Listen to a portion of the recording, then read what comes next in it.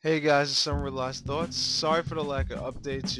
It's just been either I've been pretty busy or just pretty lazy, and there's not really a difference. Anyway, I'm going to give you guys a video, and yeah, not really good at video editing, and a lot of my videos are not really clear cut in terms of what I want. I've been kind of rusty on them because I haven't been doing that much practice on them, so I'll just do the best that I can.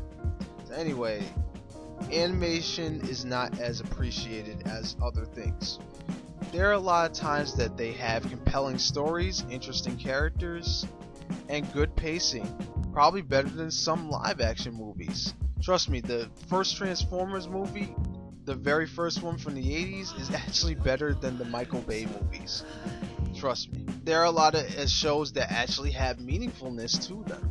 And I really think that that's important. Even the Pixar and Disney films actually have some meaningfulness to them. A lot of people really shun them and only think that they're just kid friendly and nothing else, whereas they are more than that.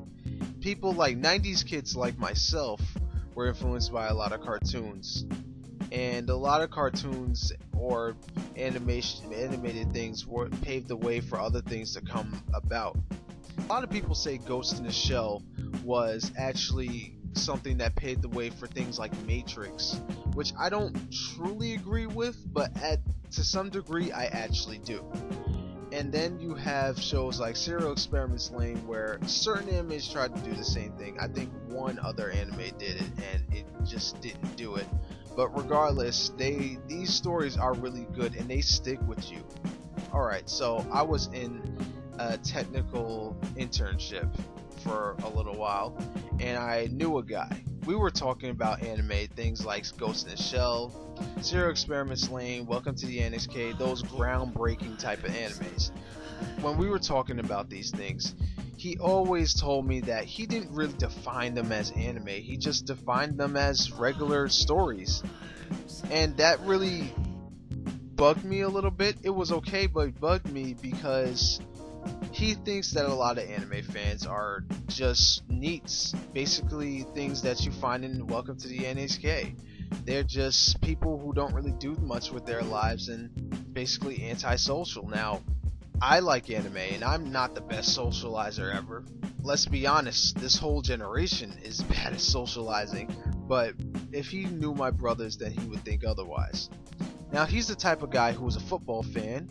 He's the type of football fan, of course I'm not saying any names, but he's the type of football fan that would put bags over his feet just so he wouldn't touch the ground on a state where his least favorite team was there. That's a little ridiculous. I'm like, okay, that doesn't make any sense. I think that's just crazy.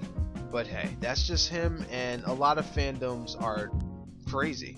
But regardless, I think that when it comes to animation, there are a lot of films, including, Disney films and some other things that add meaningfulness to them, and sometimes rip from other source materials just so they can tell a story.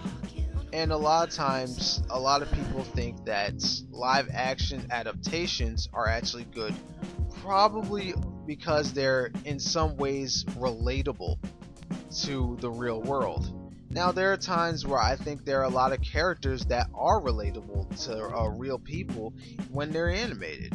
Characters are more than just two-dimensional characters in a two-dimensional animated series. They just have many dimensions to them in terms of character depth.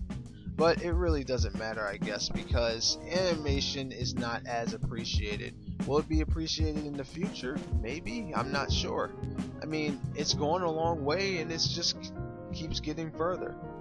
So until next time, guys, like my Facebook page and follow me on Movie Pilot. Link that description below.